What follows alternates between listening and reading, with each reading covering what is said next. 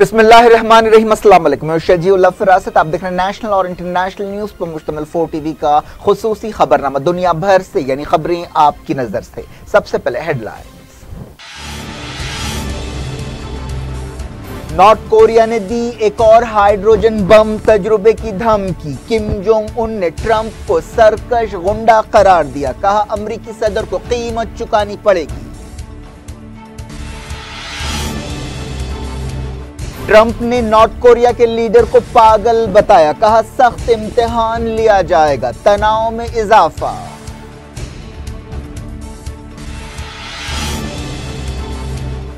रोहिंग्यों के लिए म्यांमार में सेफ जोन्स बनाए जाएं। जनरल असेंबली से शेख हसीना का खिताब। मसले के हल के लिए तजवीजें पेश की।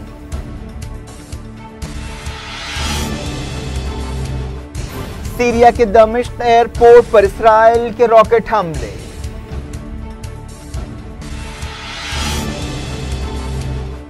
कुर्दिस्तान रेफरेंडम के खिलाफ सिक्योरिटी काउंसिल की वार्निंग। कहा आईएस के खिलाफ लड़ाई और खित्ते का इस्तेहकाम मुतासिर होगा।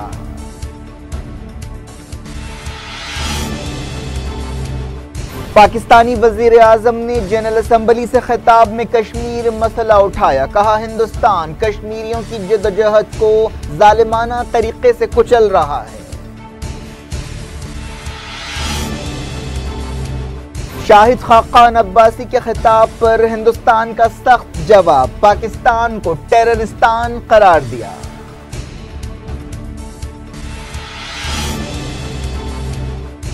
लक्ष्मी पुराने भारत की वजीर फाइनेंस। दुर्गा वजीर दिफा। इंडियन स्कूल ऑफ बिजनेस से नायब सदर वेंकैया नायडू का खिताब। वारे नया हिंदुस्तान।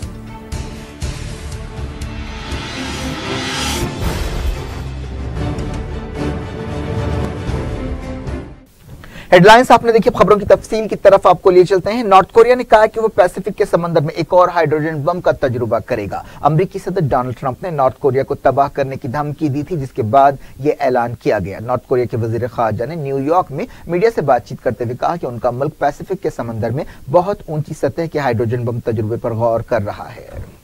जापान ने नॉर्थ कोरिया के वजीर की इस धमकी को नाकाबिल कबूल करार दिया है।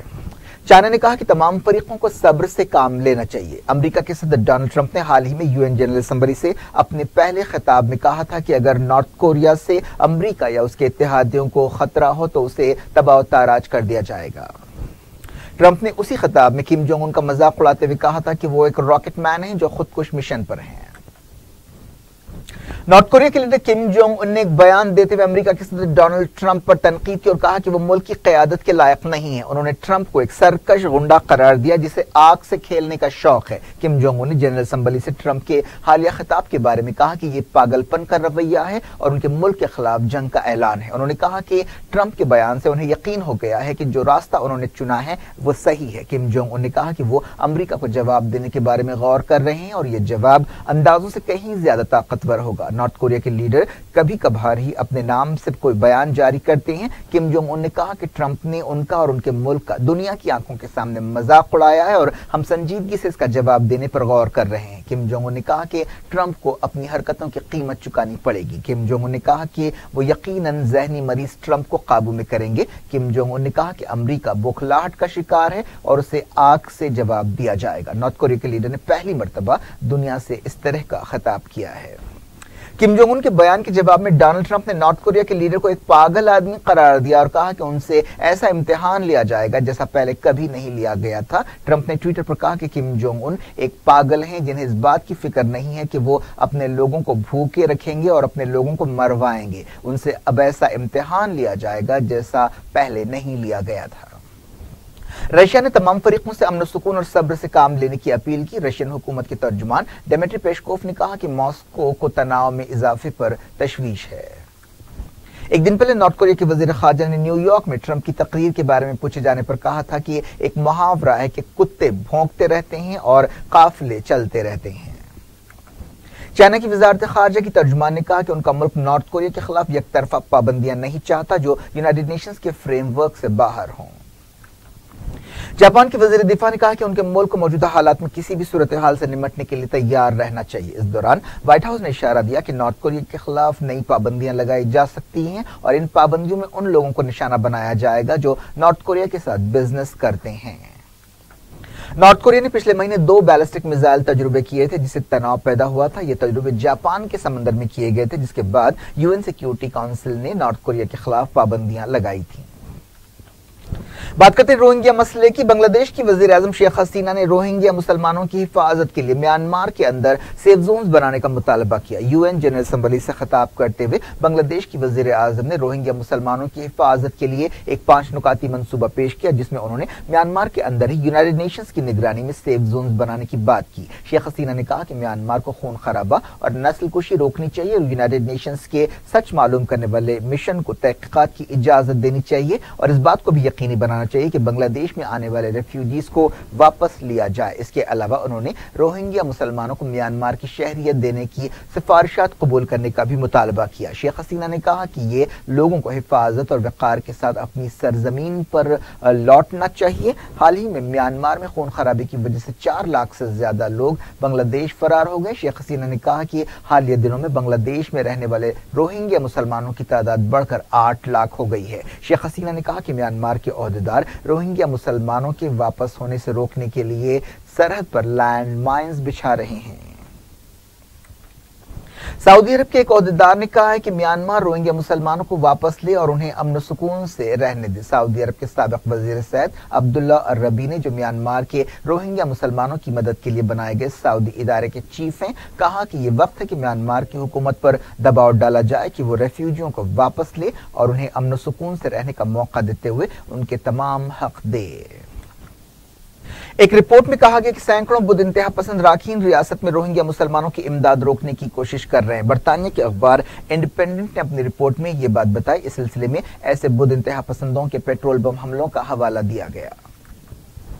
एक आलमी तंजीम इंटरनेशनल परमानेंट पीपल्स ट्रिब्यूनल ने म्यांमार की हुकूमत को रोहिंग्या मुसलमानों की नस्लकुशी का जिम्मेदार करार दिया है। मलेशिया में 7 रुकनी ट्रिब्यूनल के पैनल ने 200 से ज्यादा मुतासरीन के बयानात और एक्सपर्ट्स की तरफ से पेश किए गए सबूतों का जायजा लेने के बाद फैसला किया कि म्यांमार हुकूमत नस्लकुशी की जिम्मेदार है और उसने इंसानियत के खिलाफ जराइम किए हैं। ट्रिब्यूनल ने म्यांमार की हुकूमत से दस्तूर में तब्दीली करते हुए रोहिंग्या मुसलमानों को शहरियत देने का मुतालबा किया। बात करते हैं मिडल ईस्ट की। इसराइल के जंगी हवाई जहाजों ने सीरिया के दारुल दमिश्क के करीब एक एयरपोर्ट को निशाना बनाया है। लेबनान के एक टीवी चैनल ने बताया कि जुमे की सुबह सीरिया सरहद के करीब ये रॉकेट छोड़े गए, लेकिन इस बारे में और तफसीलात सामने नहीं आई। इसराइल हालिया बरसों में सीरिया में ऐसे कई हमले करता रहा है। बशार अल-असद हुकूमत का कहना है कि इसराइल सीरिया में हुकूमत के खिलाफ लड़ने वाले बागियों की मदद के लिए ऐसे हमले करता है। 7 सितंबर को ही हमा में इसराइल के एक हमले में 2 सीरियन सिपाही हलाक हुए थे। यह हमला उस वक्त किया गया था जब सीरिया की फौज ने दीर अल-जोर में आईएस का घेरा तोड़ा था। ईरान ने एक नए बैलिस्टिक मिसाइल को एक फौजी परेड के दौरान पेश किया। एक फौजी तकरीब के दौरान हथियारों की नुमाइश की गई। ईरान के सदर हसन रूहानी और दूसरे ओहदेदारों ने तेहरान में होने वाली इस परेड को देखा। ये बैलिस्टिक मिसाइल 2000 किलोमीटर की दूरी तक वार कर सकता है और अपने साथ हर तरह के वारहेड्स ले जाने की सलाहियत रखता है। इस मौके पर खिताब करते हुए हसन रूहानी ने कहा कि कोई भी मुल्क इस्लामी जमहूरिया ईरान को फौजी ताकत और मिसाइल सलाहियतें बढ़ाने से नहीं रोक सकता। उन्होंने कहा कि जब तक जरूरी हो हम अपनी फौजी ताकत बढ़ाते रहेंगे। हम अपनी जमीन की हिफाजत के लिए किसी से इजाजत नहीं ले सकते। उन्होंने कहा कि ईरान की फौजी ताकत कभी भी जारहाना सरगर्मियों के लिए नहीं थी। ईरानी सदर ने कहा कि तेहरान इलाके में अमन और इस्तेहकाम बहाल करने में अहम रोल अदा कर रहा है। दुनिया भर से वक्त हो गया छोटे से ब्रेक का। ब्रेक के बाद कुछ और खबरों के साथ साथ देखेंगे फिल्म न्यूटन होगी, ऑस्कर्स में हिंदुस्तान की एंट्री।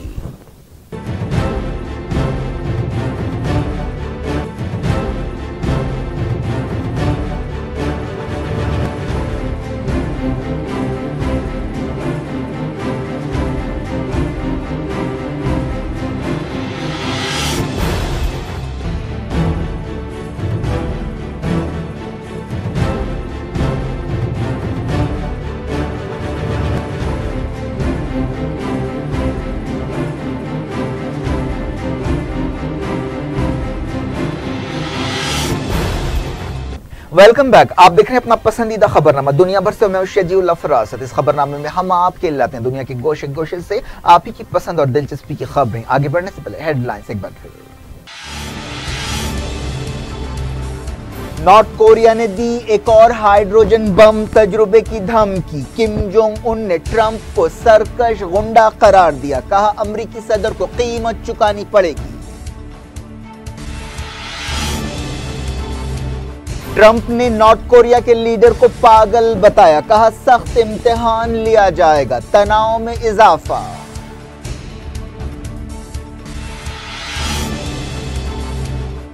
روہنگیوں کے لیے میانمار میں سیف زونز بنائے جائیں، جنرل اسمبلی سے شیخ حسینہ کا خطاب، مسئلے کے حل کے لیے تجویزیں پیش کی۔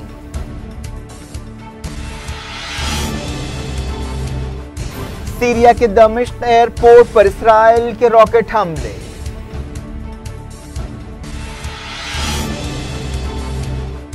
کردستان ریفرنڈم کے خلاف سیکیورٹی کونسل کی وارننگ، کہا آئی ایس کے خلاف لڑائی اور خطے کا استحکام متاثر ہوگا۔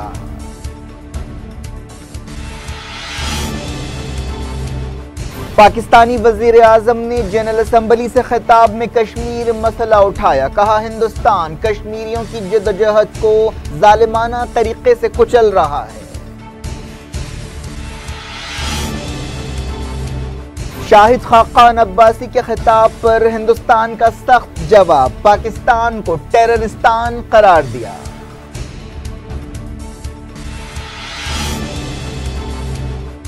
لکشمی پرانے بھارت کی وزیر فائنانس، درگا وزیر دفاع، انڈین اسکول آف بزنس سے نائب صدر وینکیا نائیڈو کا خطاب، واہرے نیا ہندوستان۔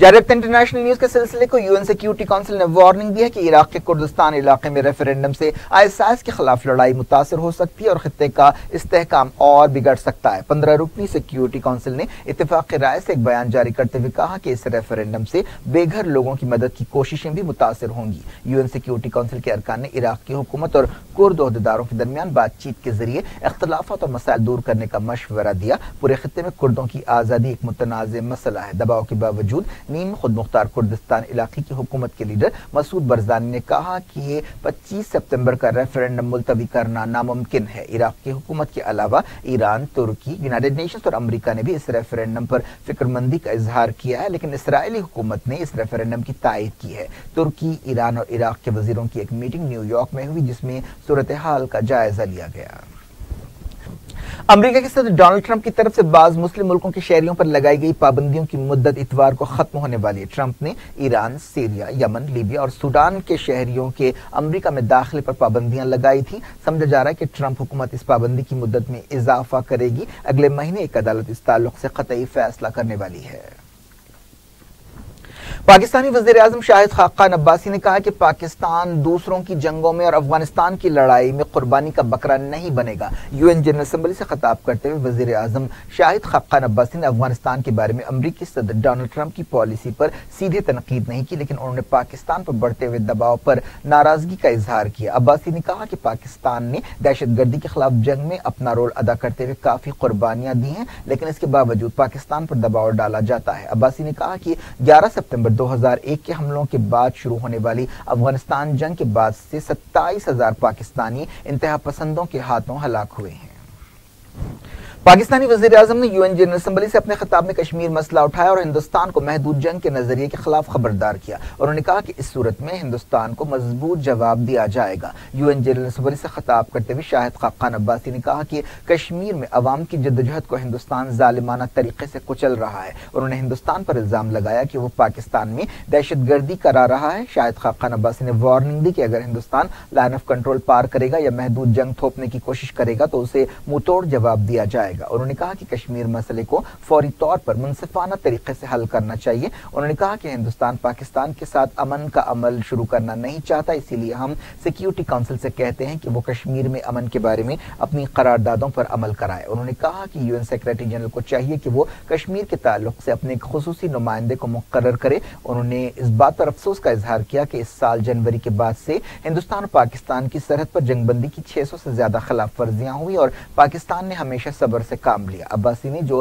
حال ہی میں پاکستان کے وزیر اعظم بنے ہیں، اپنی تقریر میں 17 بار کشمیر کا نام لیا اور 14 بار ہندوستان کا ذکر کیا۔ انہوں نے کہا کہ جس دن سے پاکستان بنا ہے اسے ہندوستان سے مسلسل دشمنی کا سامنا ہے۔ عباسی نے مطالبہ کیا کہ عالمی برادری کشمیر میں زیادتیوں کی انکوائری کرائے اور ایک تحقیقاتی کمیشن بھیجے۔ انہوں نے کہا کہ ہندوستان کی سیکیورٹی فورسز کی زیادتیاں جنگی جرائم کے شمار میں آتی ہیں اور یہ جنیوا کنونشن کی خلاف ورزی ہے۔ اس کے ساتھ ساتھ انہوں نے یہ بھی کہا کہ پاکستان ہندوستان کے ساتھ بات چیت کے لیے تیار ہے۔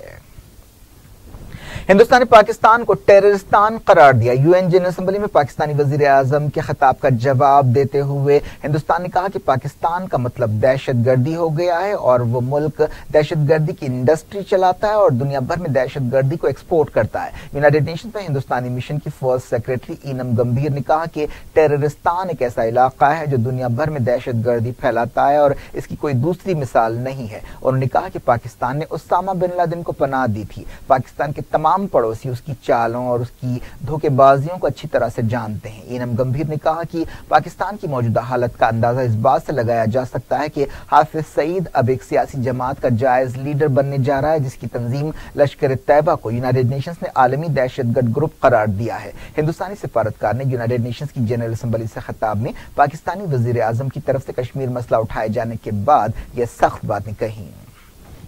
ہندوستانی فوج نے پاکستان سے کہا ہے کہ اسے پاکستانی فائرنگ کا مناسب جواب دینے کا حق حاصل ہے۔ ہندوستانی فوج کے director general military operations lieutenant general A K Bhatt نے پاکستان کے ڈی جی ایم او سے ٹیلی فون پر بات چیت کرتے ہوئے یہ بات کہی۔ حالیہ عرصے میں ہندوستان اور پاکستان کی سرحد پر جنگ بندی کی کئی خلاف ورزیاں ہوئی ہیں۔ پاکستانی میڈیا میں کہا گیا کہ ہندوستان کی تازہ فائرنگ میں 6 سپاہی ہلاک ہوئے۔ میڈیا میں یہ بھی کہا گیا کہ ہندوستانی فائرنگ میں 26 لوگ زخمی ہوئے جن میں عورتیں اور بچے بھی شامل ہیں۔ پاکستانی فوج کے ترجمان میجر جنرل آصف غفور کے حوالے سے یہ بات بتائی گئی۔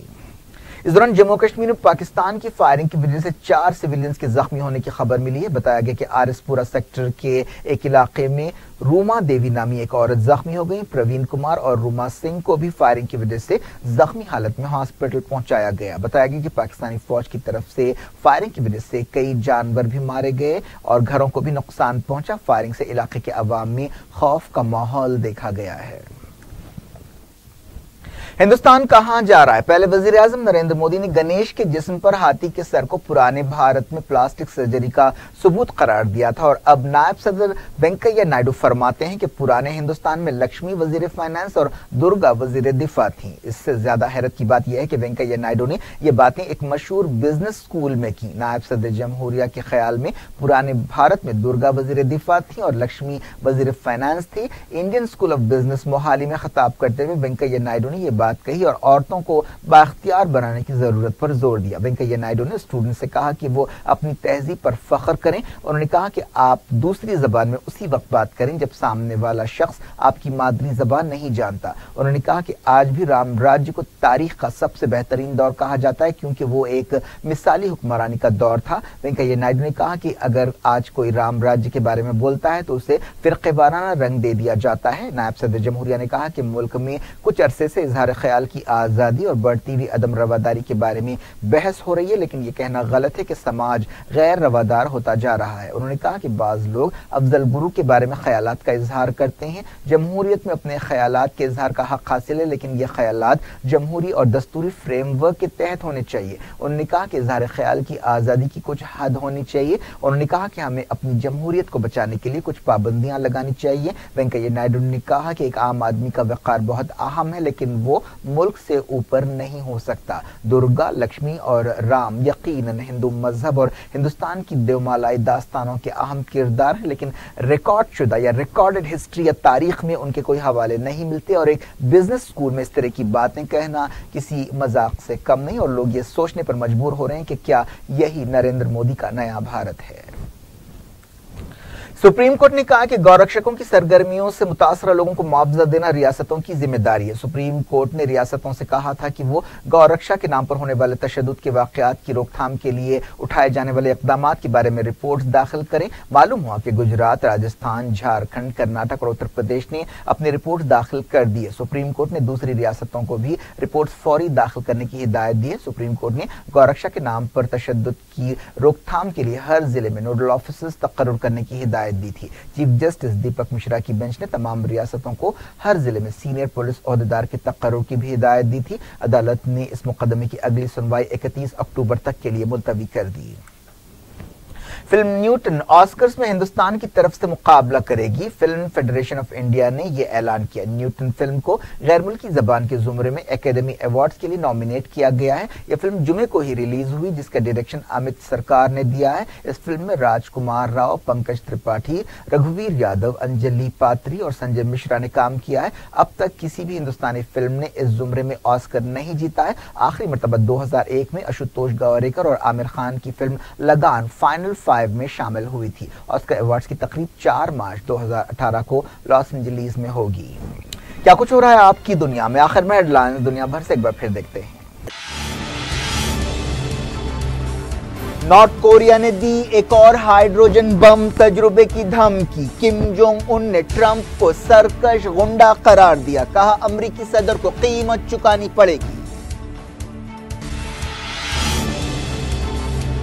ٹرمپ نے نارتھ کوریا کے لیڈر کو پاگل بتایا، کہا سخت امتحان لیا جائے گا۔ تناؤ میں اضافہ۔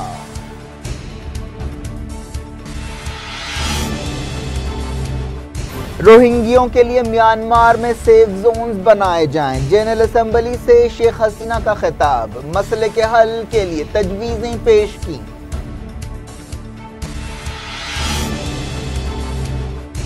سیریا کے دمشق ایئرپورٹ پر اسرائیل کے راکٹ حملے۔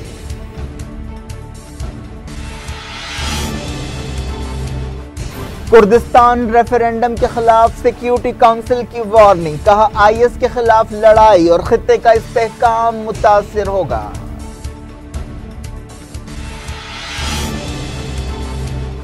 پاکستانی وزیر اعظم نے جنرل اسمبلی سے خطاب میں کشمیر مسئلہ اٹھایا، کہا ہندوستان کشمیریوں کی جدوجہد کو ظالمانہ طریقے سے کچل رہا ہے۔ شاہد خاقان عباسی کے خطاب پر ہندوستان کا سخت جواب، پاکستان کو ٹیررستان قرار دیا۔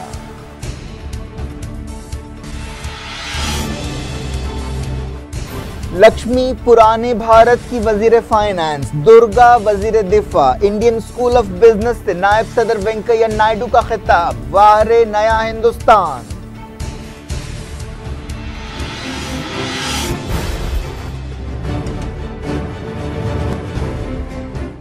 یہ تھی آج کی خبریں۔ شیڈول افراست کو دیں اجازت اور اپنا بے حد خیال رکھیں۔ اللہ حافظ۔